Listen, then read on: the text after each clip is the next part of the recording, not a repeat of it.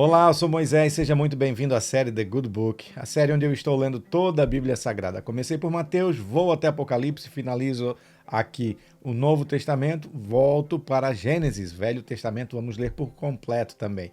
Muito obrigado a você que tem acompanhado, você que tem deixado seu like, seu comentário, tem curtido, compartilhado o nosso conteúdo. Você que ainda não é inscrito, lembre-se, inscreva-se no canal, ative as notificações e fique por dentro de tudo que a gente publica por aqui. Nós também estamos nas plataformas de áudio Apple Podcast e também no Spotify. A Bíblia utilizada para leitura, Bíblia de Estudo de John Wesley, da Sociedade Bíblica Brasileira. Uma Bíblia muito boa, uma linguagem de fácil compreensão.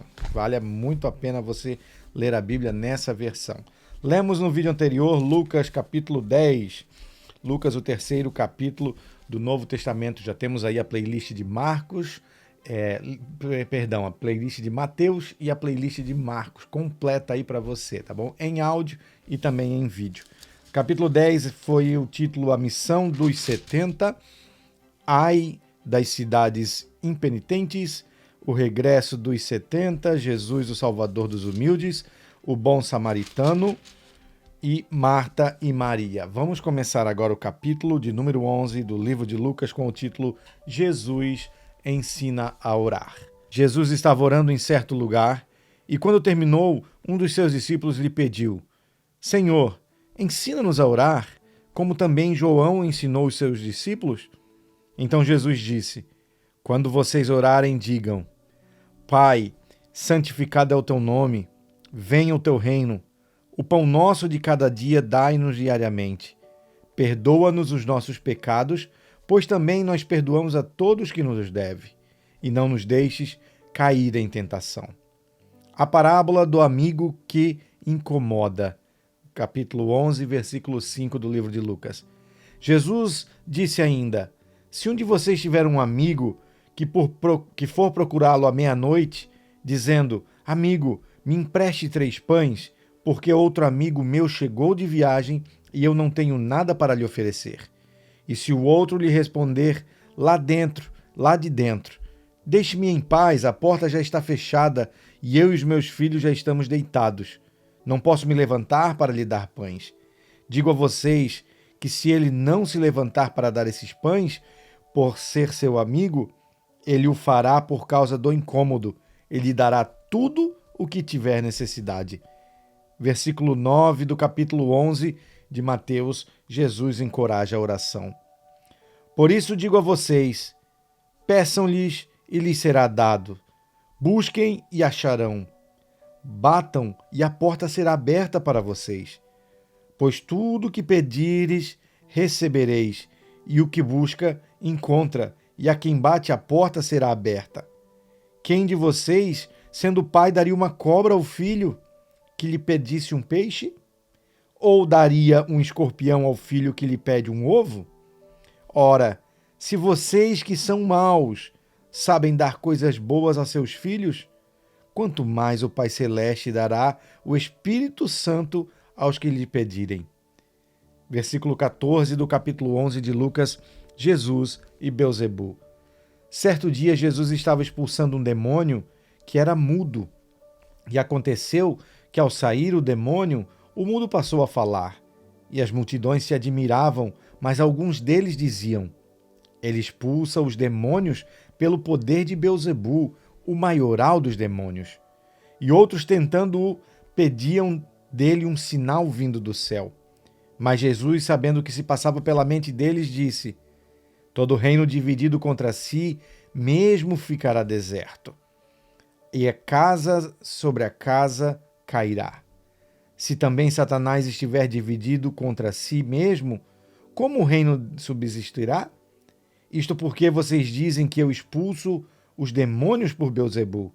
E se eu expulso os demônios por Beelzebu, por quem os filhos de vocês os expulsam? Por isso, eles mesmos serão os juízes de vocês. Se, porém, eu expulso os demônios pelo dedo de Deus, certamente é chegado o reino de Deus sobre vocês. Quando o valente, bem armado, guarda a sua própria casa, todos os seus bens ficam em segurança. Mas se aparece alguém mais valente do que ele, vence-o, tira-lhe a armadura em que confiava e reparte os seus despojos. Quem não é por mim, é contra mim, e quem comigo não ajunta, espalha. Capítulo de número 11, versículo 24, a volta do espírito imundo. Quando o espírito imundo sai de uma pessoa, anda por lugares áridos procurando repouso, e não o achando, diz: voltarei para minha casa de onde saí. E voltando, ele a encontra varrida e arrumada. Então vai e leva consigo outros 7 espíritos piores do que ele, e entrando, habitam ali. E o último estado daquela pessoa se torna pior do que o primeiro. Versículo 27 do capítulo 11 de Lucas, a exclamação de uma mulher. Aconteceu que, ao dizer Jesus estas palavras, uma mulher que estava no meio da multidão disse a ele, erguendo a voz: bem-aventurado o ventre que concebeu você e os seios que o amamentaram. Jesus, porém, respondeu: pelo contrário, mas bem-aventurados são os que ouvem a palavra de Deus e as guardam. O sinal de Jonas, versículo 29 do capítulo 11. Visto que aumentavam as multidões em volta dele, Jesus começou a dizer: essa é a geração perversa. Pede sinal, mas nenhum sinal lhe será dado, senão o de Jonas. Porque assim como Jonas foi sinal para os ninivitas, o Filho do Homem o será para esta geração. A rainha do sul se levantará no juízo contra os homens dessa geração e os condenará, porque veio dos confins da terra para ouvir a sabedoria de Salomão. E aqui está quem é maior do que Salomão. Ninivitas se levantarão no juízo com esta geração e a condenarão, porque se arrependeram com a pregação de Jonas. E aqui está quem é maior do que Jonas. A luz do corpo, versículo 33 do capítulo 11. Ninguém, depois de acender uma lamparina, a coloca em lugar escondido nem debaixo de um cesto, mas num lugar em que ilumina bem, a fim de que os que entram vejam a luz. Os olhos são a lâmpada do corpo. Se os olhos forem bons, todo o seu corpo será cheio de luz. Mas se forem maus, o seu corpo ficará em trevas. Portanto, tenha cuidado para que a luz que está em você não sejam trevas. Pois se todo o seu corpo for luminoso, sem ter qualquer parte em trevas, será todo resplandecente como a lamparina quando ilumina, você vê em plena luz. Jesus censura os fariseus e os escribas. Versículo 37 do capítulo 11 de Lucas. Ao falar Jesus estas palavras, um fariseu o convidou para uma refeição na sua casa. Entrando na casa, Jesus tomou lugar à mesa. O fariseu admirou-se ao ver que Jesus não tinha se lavado antes de comer. Então o Senhor lhe disse: vocês, fariseus, limpam o exterior do copo e do prato, mas o interior de vocês está cheio de roubo e de maldade. Seus tolos, quem fez o exterior não é o mesmo que fez o interior?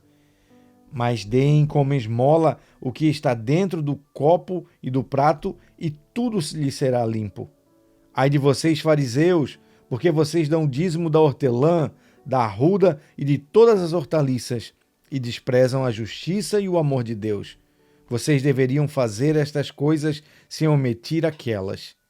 Ai de vocês, fariseus, porque gostam da primeira cadeira nas sinagogas e das saudações nas praças.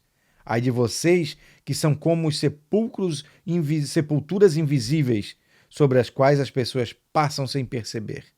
Então, tomando a palavra, um dos intérpretes da lei disse a Jesus: Mestre, ao dizer estas coisas, o Senhor está ofendendo também a nós. Mas Jesus respondeu: ai de vocês também, intérpretes da lei, porque sobrecarregam os outros com fardos superiores à sua força, mas nem sequer com um dedo tocam nesses fardos. Ai de vocês, porque edificam os túmulos dos profetas que os pais de vocês assassinaram. Assim, são testemunhas e aprovam com cumplicidade as obras dos pais de vocês, porque eles mataram os profetas e vocês edificam túmulos para eles. Por isso também disse a sabedoria de Deus: mandarei para eles profetas e apóstolos, e a alguns deles matarão, e a outros perseguirão, para que desta geração se peçam contas do sangue dos profetas derramado desde a fundação do mundo, desde o sangue de Abel até o sangue de Zacarias, que foi assassinado entre o altar e o santuário. Sim, eu afirmo a vocês que se pedirão contas a esta geração. Ai de vocês, intérpretes da lei, porque vocês pegaram a chave do conhecimento. No entanto, vocês mesmos não entraram e impediram os que estavam entrando. Quando Jesus saiu dali, os escribas e fariseus começaram a contestá-lo com veemência, fazendo perguntas a respeito de muitos assuntos, com o objetivo de tirar daquilo que eles diziam um motivo para o acusar.